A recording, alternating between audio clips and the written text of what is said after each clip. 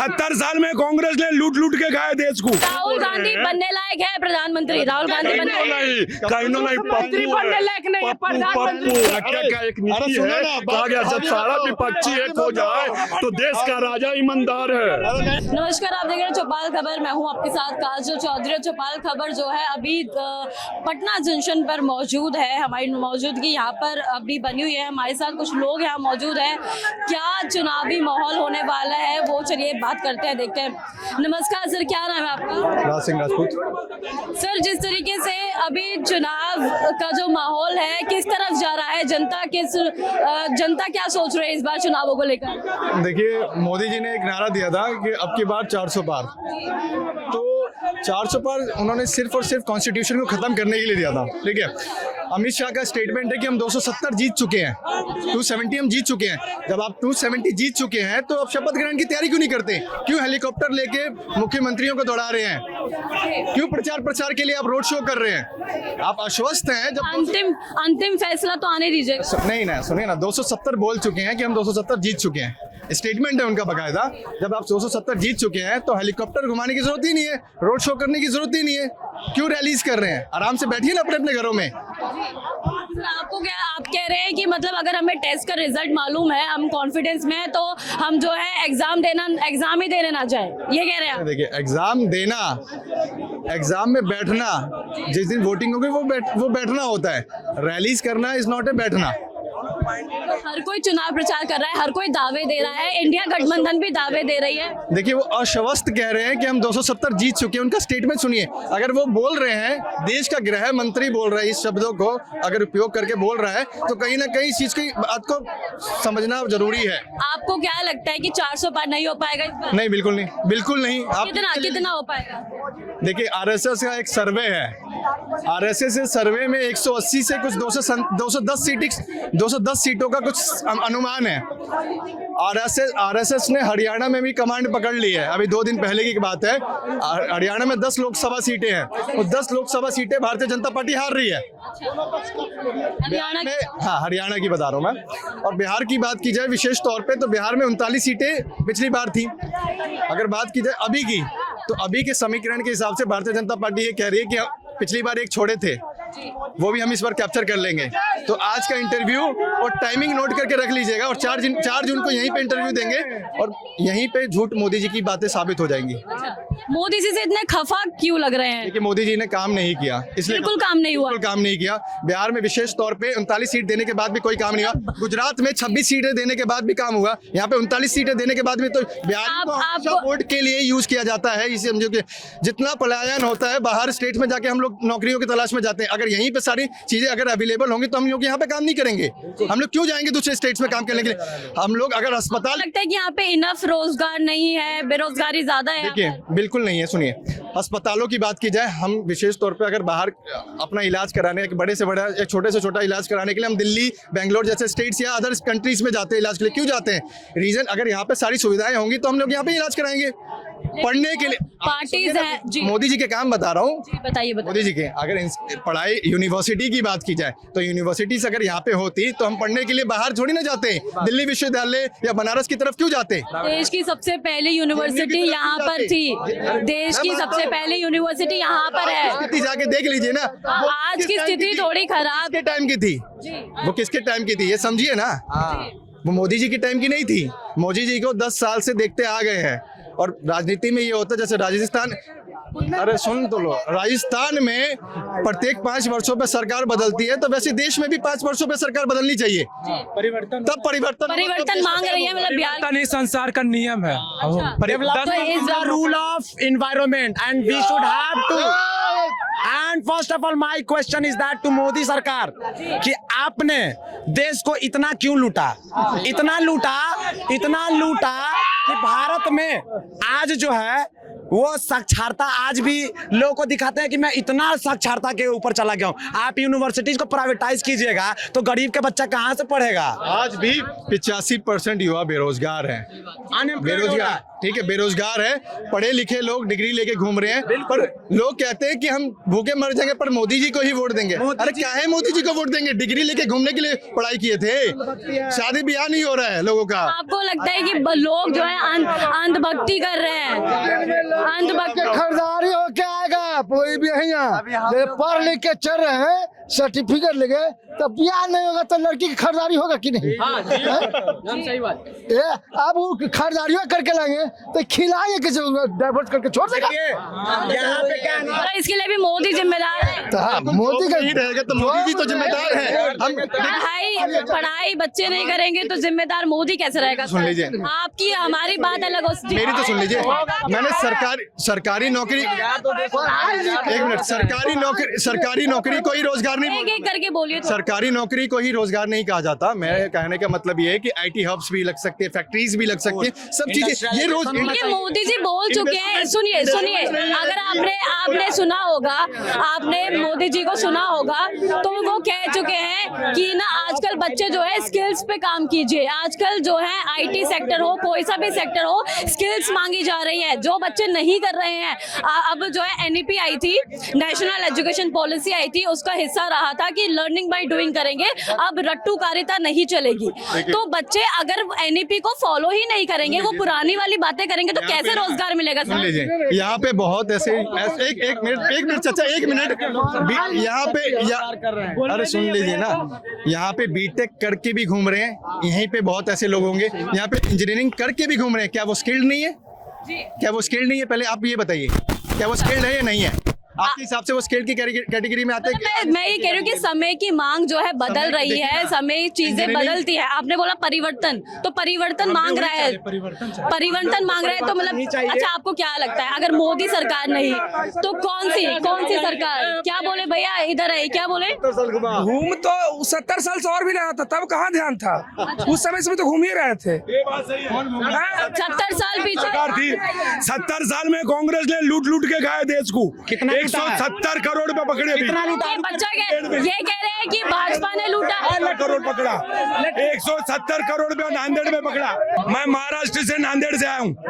अभी 170 करोड़ रुपया रोकड़ा पकड़ा है 2 नंबर वाले का, 170 करोड़। भाजपा का तो नारा ही है भ्रष्टाचार को हटाना है। 9 किलो सोना पकड़ा है, वो कहाँ से आया? पहले पकड़ते थे इतने पैसे मोदी का भूल पहले। अरे एक ही तुम पकड़ करे, आबादी के ऊपर कम होना, आबादी कम होना हिंदुस्तान में। देश में 55 साल कांग्रेस राज किया है, जिसमें इसरो बहुत सारे IMS और उसने एम्स हॉस्पिटल बनाया है, चाइना से युद्ध लड़ा है, पाकिस्तान से युद्ध लड़ा है, 55 लाख करोड़ कर्ज लिया था। लेकिन हमारे देश में 10 साल में हमारे मोदी जी कितना कर्ज लिए हैं? न युद्ध लड़ा है, ना एक अच्छा यूनिवर्सिटी बना है, ना उसके बाद बहुत सारे कर्ज ले लिए। देश भी तो तरक्की हुई है, देश की तरक्की भी तो हुई है सर। क्या देश में तरक्की हुई? डंका कहाँ बज रहा है? हमारा मणिपुर जल रहा है, भारत का हिस्सा है। हमारे प्रधानमंत्री जी अभी तक क्यों नहीं गए वहाँ पे? क्यों नहीं गए? जी बताइए। बंगाल जल रहा है, उस पर सवाल नहीं। कर्नाटक चल रहा है, उस पर सवाल नहीं कीजिएगा। ये सब कुछ कहिए, सब चमचे हैं। गृह विभाग अच्छा, बताइए कर्नाटक बंगाल जल रहा है, केंद्र में संदेश खाली मुद्दा था, उस पे तो नहीं बोला किसी ने। संदेश खाली केंद्र में किनकी सरकार है? बीजेपी का है ना। गृह विभाग अमित शाह है, जांच क्यों नहीं बैठा रहे हैं? बैठाना चाहिए ना, सबसे ऊपर उनके है ना। प्रधानमंत्री जब संसद में बोल रहा है तो कोई सुना ही नहीं, कोई था ही नहीं। आप देश में करें मोदी जी का टेंशन है। एक मिनट भाई, आप मणिपुर पे बोल रहे हैं। सरकार आपकी, गृह मंत्री आपका। सुनिए सर, एक मिनट। सरकार आपकी है, गृह मंत्री आपका है, पुलिस प्रशासन आपका है, प्रदेश में भी सरकार आपकी है, तो क्यों नहीं करते भाई? प्रधानमंत्री जी का अगर विदेश में पकड़ होता तो हमारे बोले थे ना, मैं भारत का चौकीदार हूँ। सारे यहाँ पैसा लेके नीरव मोदी, ललित, जय माल्या, सारे इंडिया सब पैसा लेके कहाँ गया है? कहाँ? इंग्लैंड में। उससे जो पैसा सुना, उससे नहीं बोलिएगा। अरे तो वो तो कह रहे उनको पैसा लेके भागा तो पकड़ के लाना। अरे भैया आपका सुन रहे हैं, उनकी भी तो सुन रहे हैं। किसके राज में लिया? सहारा से इनके भागा हम भगा नहीं। चौकीदारी कहाँ किया यार? गजब है चौकीदारी। तुम कहाँ खड़ा था गेट पर? उसका संपत्ति से तहसील है ना पैसा भैया। मोदी जी प्रलोभन दे करके, सारे जनता के प्रलोभन दे के मोदी जी जो 5 लाख लाख रुपया हम बीमारी के दे रहे हैं, वो जो 60 में उम्र है 70 हो गया, उनको डायरेक्ट क्या उन्हें 2000 रुपया कर दिए। ये भूल कर रहे हैं, सारे आदमी को भूल कर। आयुष्मान कार्ड बनवाए कि आयुष्मान कार्ड लेके जाइए अस्पताल में आपका इलाज हो। प्रधानमंत्री हो के ये रोड पर आ जाना, और 75 साल का उम्र उनका सीधे रिटायर हो जाना चाहिए। राम मंदिर बना रहे, राम मंदिर बनाने से सबको बेटा के नौकरी हो गया। क्या बनाया जाए? मस्जिद बनाया जाए? तब क्या बना जाए? क्या बनाया जाए? तब आप गलत बोल रहे हैं। ये अपना धर्म है, अपना धर्म है। मोदी जी मंदिर बनाए, इनसे पूछिए तो जरा। मोदी जी मंदिर नहीं बनाए हैं, मोदी जी मंदिर नहीं बनाए हैं, जनता ने बनाए हैं। मंदिर आओ बनाएंगे, मथुरा बनाएंगे, इस बार मथुरा बनाएंगे। इनको क्या आपत्ति है? नहीं हम अनपढ़ हैं, आप लोग बोलिए। सुनिए, मस्जिद बन रहा है, मोदी पे आरोप लगता है वो धर्म की राजनीति कर रहे हैं। ये सब जानते हैं। मंदिर मस्जिद मुद्दा नहीं है, डेवलपमेंट मुद्दा है। डेवलपमेंट पे बात करो भाई। मंदिर लोगों के दिमाग में अभी भी हिंदू मुस्लिम है। आप मानिए, मंदिर बनवा दिया जो 500 सालों से जो एक सपना था, उन्होंने नहीं बनवाया। मैडम देखिए, मंदिर बनवा दिए ना तो मोदी जी नहीं बनाए, लेकिन अगर केजरीवाल जेल चल गया ना उसको मोदी जी कर दिए हैं। और बताइए हेमंत सोरेन जेल में है ना, केस पकड़ा है वो मोदी जी किए हैं। मोदी जी किए इसमें कहा है जिस दिन भारतीय जनता पार्टी की सरकार जाएगी ना, उतने पता नहीं कितनी फाइलें खुलेंगी। ठीक है, बताओ। आराम, सरकार चेंज होगी ना, सरकार चेंज होता है तब ना। सुनो और सुनो, सपना देख आज सुनो, आज मीडिया आपको भी लगता है? देखिए, देश के मुसलमानों को ये लगता है, सुनिए, देश के मुसलमानों को ये लगता है कि मोदी जी जो है मुस्लिम विरोधी फैसले ले रही है। विपक्ष का भी यही कहना है कि मुस्लिम विरोधी फैसले लेती है। तो आपको लगता है उस पर सवाल कोई मुस्लिम नहीं उठाया, वहाँ के जनता के कोई आपत्ति नहीं है, लेकिन काम करने जाते हैं भारत में मंदिर बना उस पर सब पे आपत्ति है। और कहते हैं राम मंदिर में बनना जरूरी नहीं था। काला कपड़ा पहना जाता है हमारे देश में। हमारे कुछ नेता लोग हैं काला कपड़ा पहनते, तो बताइए उनको हम कैसे वोट दे देंगे? उनको वोट क्या अपन चप्पल? अरे भैया, अच्छा, राहुल गांधी बनने लायक है प्रधानमंत्री? राहुल गांधी कहीं नहीं, पप्पू उसको सांसद भी नहीं बनना चाहिए, उसको सांसदों नहीं बनना चाहिए। घर में बैठ के कॉमेडी करना चाहिए, स्टैंड अप कॉमेडी, उसी के लिए सही है वो। मोदी को बाहर जाके भीख मांगना चाहिए जो नहीं मांगा था। मांगना नहीं उसे कहते हैं। जो लोग जो बोलते हैं मोदी, जो लोग जो बोलते हैं मोदी चाय बेचते थे, उसको मोदी जी को राहुल गांधी ने ओपन चैलेंज दिया है। तो मेरे घर से नहीं पैसा निकल रहा। सुन ले, बोल रहे मोदी जी को सुन चुप रहिए भाई, चुप रहो, सुन लेते हैं इनका। बोलिए। मोदी जी को राहुल गांधी ने ओपन चैलेंज दिया। आप किसी भी मंच पे तैयार करिए, उस मंच में आइए, ओपन डिबेट करेंगे कि आपके लिए, आपके पास देश के लिए क्या विजन है और मेरे पास देश के लिए क्या विजन है। हम दोनों रखेंगे, जो लोगों को पसंद आएगा वो लोग चूज करेंगे। आपको लगता है कि राहुल गांधी अपनी बातों को रखने में सक्षम है? 10 दिन हो गए, 10 दिन हो गए। एक रुको ना मेरे भाई, बोल लेने दो। 10 दिन हो गए भेजे हुए, प्रस्ताव को भेजा हुआ, अभी तक कोई रिप्लाई नहीं आया भारतीय जनता पार्टी की तरफ से, नरेंद्र मोदी जी की तरफ से। एक्सेप्ट करना चाहिए, देश का चुनाव हो रहा है, देश का चुनाव हो रहा है और देश की बात कर चुके हैं, लेकिन मोदी नहीं जाएंगे, उसकी पार्टी का कोई सदस्य। प्रधानमंत्री का खेल आप सब पर भारी है। देखिए, चाणक्य का एक नीति है, कहा गया जब सारा विपक्षी एक हो जाए तो देश का राजा ईमानदार है। देश का राजा 400 पार है इस बार, 400 पार। देखिए, हम ये तो नहीं कहेंगे, उतना अनुभक्त नहीं है कि बोल देंगे 400 पार, लेकिन एनडीए का सरकार 300 प्लस। जब इलेक्शन का प्रधानमंत्री हो जाएगी तब मोदी उनके संग बात करके उनका जितना भी समाधान है वो पूरा करेंगे। नहीं, देखिए, प्रधानमंत्री का चुनाव है, प्रधानमंत्री को डिबेट में आना चाहिए और अपनी बात रखनी चाहिए। आपका जो विजन है वो रखे आके। देखिए, जैसे कि कुछ देर पहले बोले भाई युद्ध के लिए कांग्रेस लड़ी, युद्ध जीत गए थे हम लोग। पाक के पीओ के काहे दे दिया पाकिस्तान को, काहे दे दिए? आप ग्रामीण क्षेत्र में जाइए, आप ग्रामीण क्षेत्र में जाइए, देख लीजिए। आपको नहीं लगता कि बिहार में जो है रोजगार एक बड़ा मुद्दा है? अच्छा, एक चीज बताओ, बिहार में विशेष तौर पे मोदी जी के 10 काम गिनवा दीजिए। देखिए जैसे कि बिहार में क्या काम किया बता सकते हैं आप, पत्रकार आप बोलिए। आप बताइए। हाँ, कोई काम तो नजर नहीं आ रहा बिहार में,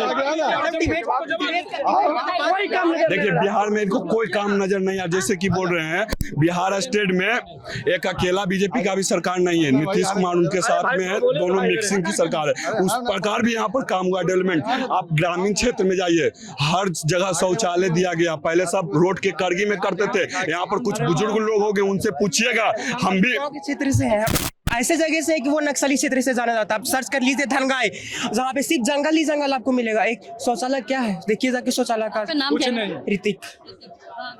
देखिए जैसे कि बोल रहे हैं भाई साहब, उस ओर जाइए तो अब बहुत सुधार हो गया है, पहले नक्सलवादी था कुछ कुछ क्षेत्र में, लेकिन अब ऐसा जगह नहीं होता है मैडम।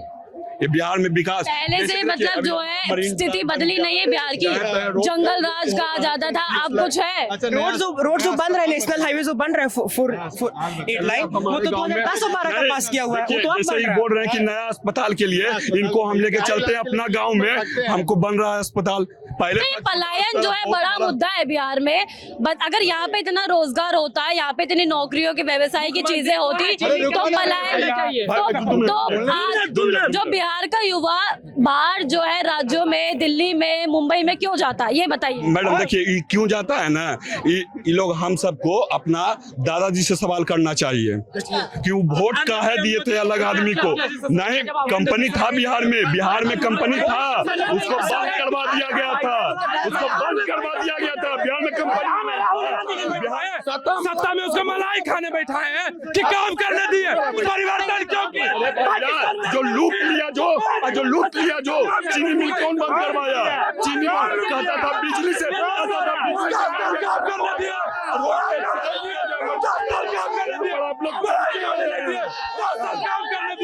बस खत्म करते हैं। प्रधानमंत्री का कर्तव्य होता है कि शिक्षा के क्षेत्र में अगर हम फैक्ट सबसे पहले तो बिहार के लोग मानसिकता बदले, यहाँ पढ़ लिख करके युवा जब शिक्षक बन जाते हैं तो जाके राजस्थान में कोचिंग खोलते हैं और कहते हैं कि यहाँ का बात करते हैं। रुकिए अभी पूरा बात आप देखिए, 39 लोकसभा सीट मोदी को दिया था, बुड़बक था जनता बुड़बक था, बन जाएगा, मजदूर शिक्षक बन जाएगा।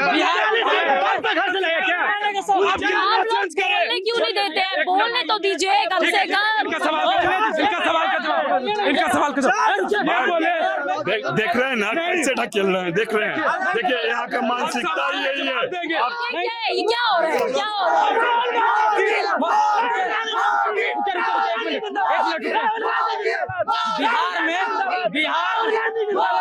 इस चर्चा को यही समाप्त करते हैं। ऐसी तमाम अपडेट्स के लिए देखते रहे चौपाल खबर में। काल चौधरी, कैमरा पर्सन जतिन दहिया के साथ चौपाल खबर।